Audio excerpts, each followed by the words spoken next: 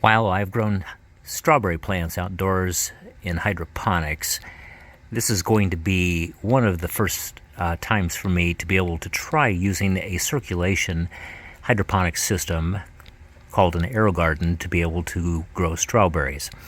The Bounty model has 50 watts and there are 9 planting sites. The Sprout on the right hand side has a 10-watt light and has 3 planting sites.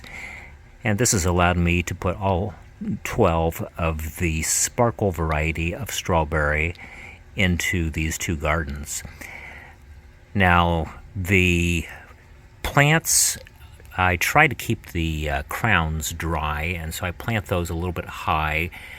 The grow sponge that you see around the outside is the number 60 or 60 count from Park Seed Company online.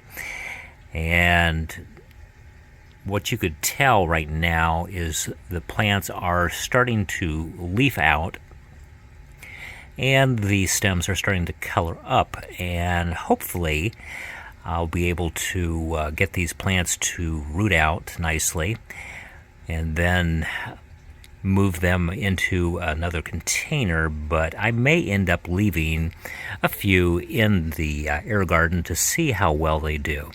Typically, there are 3 main varieties of strawberry plant. The June bearing, which has a large crop of big berries once a year.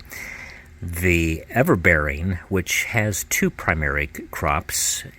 And the Day Neutral, which tends to put off small strawberries throughout the year.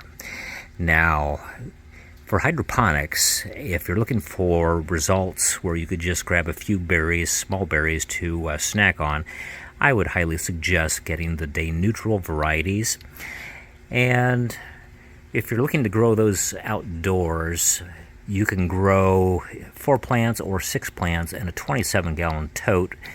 And what I found in Zone 5 is that they will produce all summer long, as well as never need additional nutrient changes or water added.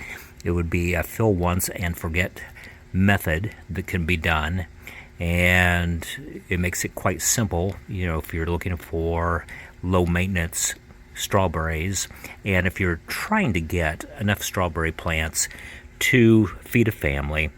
I would start out with at least 50 plants, because if you make a pie or a jam or freeze berries, it will give you more of a harvest, and you won't be disappointed with a meager harvest.